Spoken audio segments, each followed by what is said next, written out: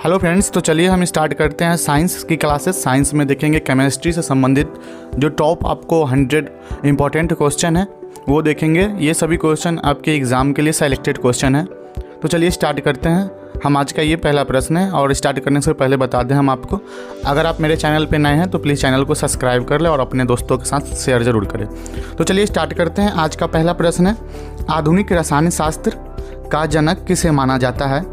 Option A Ernest Rutherford, option B Otto Hahn, C Mendeleev और D Antoine छोइसियर।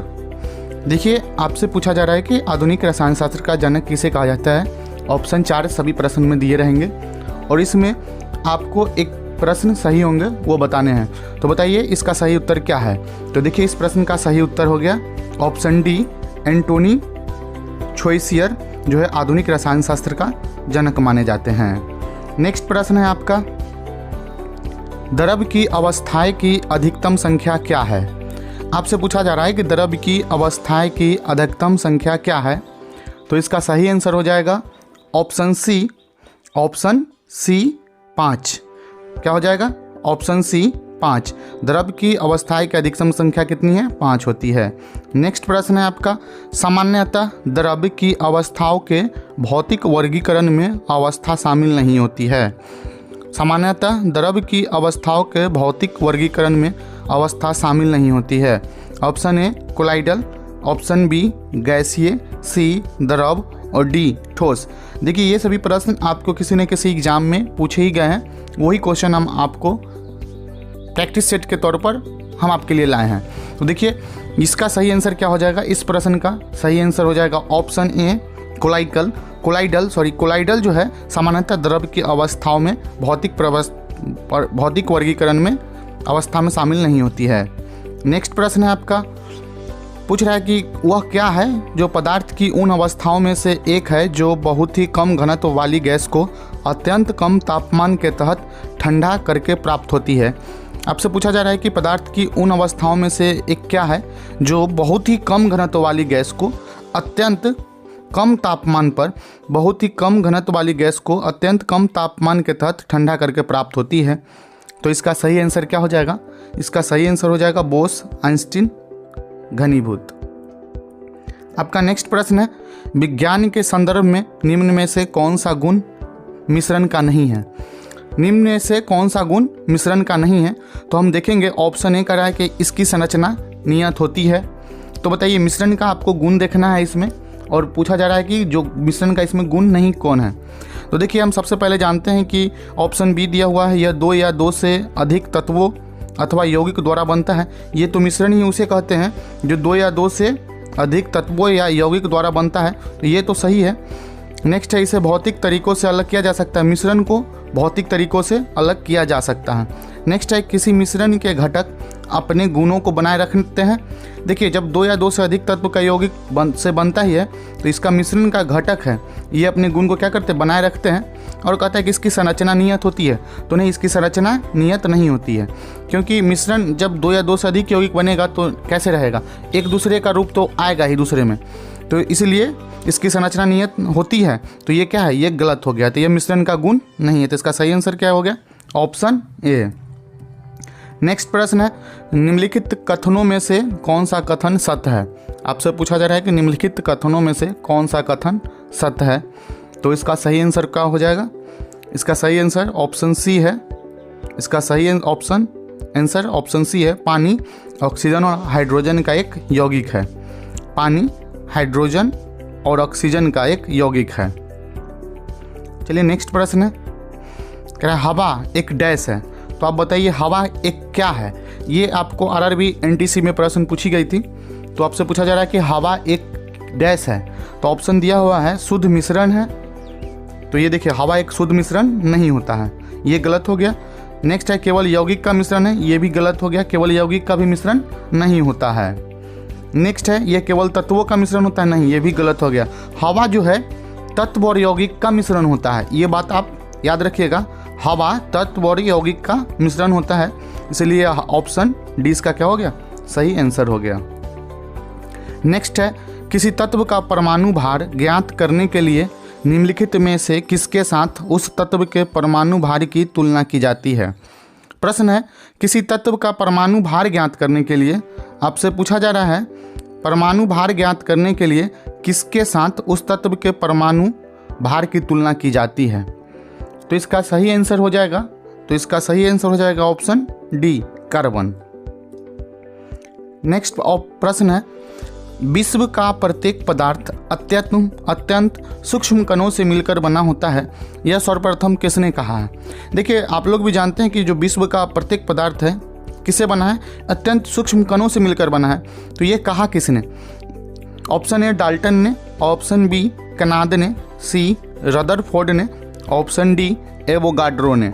तो इसका सही आंसर हो जाएगा ऑप्शन बी, कनाद। चलिए नेक्स्ट प्रश्न है, निम्नलिखित में से कौन सा एक मिश्रण नहीं है। ऑप्शन दिया हुआ है, ए ग्रेफाइट, बी कांच, सी पीतल और डी इस्पात। तो इसका सही आंसर क्या हो जाएगा, इसका सही आंसर बताइए। ऑप्शन ए ग्रेफाइट, ये जो है एक मिश्रण नहीं है, बाकी बात तीन जो है कांच, पीतल और इस्पात, ये तीनों क्या है, मिश्रण है।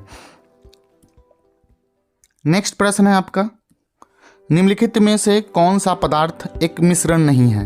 आपसे पूछा जा रहा है कि निम्नलिखित में से कौन सा पदार्थ एक मिश्रण नहीं है। ऑप्शन ए टीन, बी वायु, सी मृदा और डी इस्पात। तो इसका सही आंसर क्या हो जाएगा, ऑप्शन ए टीन। टीन जो है एक मिश्रण नहीं है, बाकी बात आप देख रहे हैं बी सी डी, वायु, मृदा और इस्पात एक क्या है, मिश्रण है। नेक्स्ट है आपका, पदार्थ का परमाणविक सिद्धांत सर्वप्रथम किसने प्रस्तावित किया। पदार्थ का परमाणविक सिद्धांत सर्वप्रथम किसने प्रस्तावित किया। Option A John Dalton, B Rutherford, C J Thomson, D Niels Bohr. तो इसका सही आंसर क्या होगा, इसका सही आंसर होगा option A John Dalton. Next प्रश्न है आपका, किसी परमाणु के लिए लम्प पुडिंग मॉडल किसके द्वारा दिया गया था। किसी परमाणु के लिए लम्प पुडिंग मॉडल किसके द्वारा दिया गया था। Option A Antoine Lavoisier, Ernest Rutherford, J Thomson और ऑप्शन डी रॉबर्ट बॉयल। तो इसका सही आंसर क्या हो जाएगा, option B J Thomson. Next प्रश्न है, एक परमाणु के 3 आधारभूत अवयव कौन से हैं। प्रश्न है, एक परमाणु के 3 आधारभूत अवयव कौन कौन से हैं। ऑप्शन ए दिया हुआ है, प्रोटॉन, न्यूट्रॉन तथा अपॉन। तो इसका सही आंसर क्या हो जाएगा, देखिए इस प्रश्न का सही आंसर क्या हो जाएगा, ऑप्शन बी प्रोटॉन, न्यूट्रॉन तथा इलेक्ट्रॉन। ये 3 क्या है, परमाणु के आधारभूत अवयव है। आपसे पूछा जाए कि परमाणु के 3 आधारभूत अवयव कौन है, तो परमाणु के 3 आधारभूत अवयव प्रोटॉन, इलेक्ट्रॉन और न्यूट्रॉन है। नेक्स्ट प्रश्न है, द्रव्यमान संख्या किसका योग होता है। देखिए ये प्रश्न आपसे बार बार रिपीट किया जाता है, इसलिए इसको आप जितने बार हो प्रैक्टिस के तौर पर इसे याद कर ले। द्रव्यमान संख्या किसका योग है, तो इसका सही आंसर क्या हो जाएगा, सही आंसर हो जाएगा प्रोटॉन और न्यूट्रॉन का ही द्रव्यमान संख्या निकलता है। प्रोटॉन और न्यूट्रॉन का योग ही द्रव्यमान संख्या कहलाता है, इसलिए ऑप्शन बी क्या हो गया, सही आंसर हो गया। चलिए नेक्स्ट प्रश्न है आपका, निम्नलिखित में से कौन सा एक न्यूक्लियॉन नहीं है। निम्नलिखित में से कौन सा एक न्यूक्लियॉन नहीं है।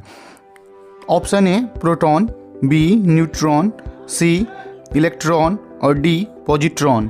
तो इसका सही आंसर हो जाएगा, इसका सही आंसर क्या होगा, ऑप्शन सी इलेक्ट्रॉन। इलेक्ट्रॉन जो है एक न्यूक्लियॉन नहीं है। नेक्स्ट प्रश्न है, वर्ष 1897 में इलेक्ट्रॉन की खोज किसने की थी। देखिए ये एक सरल सी प्रश्न है, तो आप लोग इसको कमेंट करके बताइए कि वर्ष 1897 में इलेक्ट्रॉन की खोज किसने की थी। चलिए नेक्स्ट प्रश्न है आपका, एक इलेक्ट्रॉन क्या है। आपसे पूछा जा रहा है कि एक इलेक्ट्रॉन क्या है। तो देखिए इसका सही आंसर हो जाएगा सी। एक इलेक्ट्रॉन जो है नेट आवेश के साथ एक उप परमाणु कण है जो नकारात्मक होता है। तो ये क्या हो गया, सही आंसर आपका हो गया। नेक्स्ट प्रश्न है आपका, जिन एक परमाणु कणों में समान उप परमाणु कणों से विपरीत गुण होते हैं उन्हें किस नाम से जाना जाता है। प्रश्न है, जिन एक परमाणु कणों में सामान्य उप परमाणु कणों से विपरीत गुण होते हैं उन्हें किस नाम से जाना जाता है? तो इसका सही आंसर हो जाएगा, इसका सही आंसर हो गया ऑप्शन बी, प्रतिकण। नेक्स्ट प्रश्न है, इलेक्ट्रॉन का एंटी पार्टिकल क्या है? इलेक्ट्रॉन का एंटी पार्टिकल क्या है? तो इसका सही आंसर हो जाएगा ऑप्शन ए, पॉजिट्रॉन। इलेक्ट्रॉन जो है का एंटी पार्टिकल पॉजिट्रॉन है। नेक्स्ट है, किसी पदार्थ में मुक्त की उपस्थिति उसे विद्युत का सुचालक बनाती है। प्रश्न पूछा जा रहा है और ऑप्शन 4 दिया हुआ है। पूछा जा रहा है किसी पदार्थ में मुक्त की उपस्थिति उसे विद्युत का सुचालक बनाती है। तो इसका सही आंसर हो जाएगा, इसका सही आंसर हो जाएगा ऑप्शन बी, इलेक्ट्रॉन जो है पदार्थ की मुक्त उपस्थिति में उसे विद्युत का सुचालक बनाती है। नेक्स्ट प्रश्न है, न्यूट्रॉन की खोज किसने की थी? तो आपको एक प्रश्न दिए थे इलेक्ट्रॉन की, अब पूछा जा रहा है कि न्यूट्रॉन की खोज किसने किया था? तो इसका सही आंसर क्या हो जाएगा? इसका सही आंसर हो जाएगा ऑप्शन ए, चैडविक ने। नेक्स्ट है, कण बोसॉन नाम का संबंध किस नाम से जाना जाता है? कण बोसॉन नाम का संबंध किस नाम से जाना जाता है? इसका सही आंसर हो जाएगा ऑप्शन बी, जेसी बोस। जेसी बोस को कण बोसॉन नाम का संबंध से जाना जाता है। नेक्स्ट प्रश्न है, निम्नलिखित में से कौन सा कथन सही है? ऑप्शन दिया हुआ है, कह रहा है कि एक परमाणु के नाभिक में केवल इलेक्ट्रॉन विद्यमान रहते हैं। तो नहीं, परमाणु के नाभिक में केवल इलेक्ट्रॉन विद्यमान नहीं रहता है, ये कथन क्या है? गलत है। नेक्स्ट है, एक परमाणु के नाभिक में इलेक्ट्रॉन और प्रोटॉन दोनों विद्यमान होता है। नहीं, ऑप्शन ए भी गलत है, इलेक्ट्रॉन और प्रोटॉन के अलावा और भी होते हैं। एक परमाणु के नाभिक में केवल न्यूट्रॉन विद्यमान होते हैं। नहीं, ये भी गलत है। देखिए इसका सही आंसर हो जाएगा ऑप्शन डी।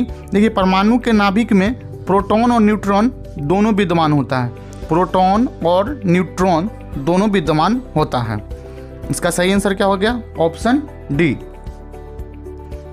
नेक्स्ट है आपका, निम्नलिखित कथनों में से कौन सा एक कथन सही नहीं है? ऑप्शन दिया हुआ है, कह रहा है कि निम्नलिखित कथनों में से कौन सा एक कथन सही नहीं है। कह रहा है कि विभिन्न तत्वों के परमाणु की द्रव्यमान संख्या समान हो सकती है। देखिए अगर तत्व अलग अलग हैं तो द्रव्यमान संख्या इसका क्या होगा? भिन्न होगा। तो ये ऑप्शन गलत है, क्योंकि कह रहा है इसमें द्रव्यमान संख्या समान हो सकता है, तो नहीं। सॉरी, ये जो है कह रहा है कि विभिन्न तत्वों के परमाणु संख्या समान हो सकती है, ये हो सकती है। तत्वों के परमाणु संख्या विभिन्न अगर हो तो उसका द्रव्यमान संख्या समान हो सकती है। कह रहा है नेक्स्ट है कि किसी तत्व के परमाणु की द्रव्यमान संख्या भिन्न भिन्न हो सकती है। हाँ, भिन्न भिन्न हो सकती है, ये भी सही है। नेक्स्ट है, कह रहा है किसी तत्व के सभी परमाणुओं में प्रोटॉन की संख्या समान होती है, ये भी सही है। और नेक्स्ट है, किसी तत्व के सभी परमाणुओं में न्यूट्रॉन की संख्या सदैव समान नहीं। न्यूट्रॉन की संख्या सदैव समान नहीं होगा, न्यूट्रॉन की संख्या जो है अलग अलग होता है। इसलिए कह रहा है कि कौन सा कथन सही नहीं है? तो ऑप्शन डी सही नहीं है। तो इसका सही आंसर क्या हो गया? Option D. चलिए फ्रेंड्स, उम्मीद करते हैं ये आपको एग्ज़ाम के लिए इम्पोर्टेंट है। तो चलिए, अगर अच्छे लगे होंगे तो कमेंट और लाइक करें और अपने दोस्तों के साथ शेयर करें। Thank you.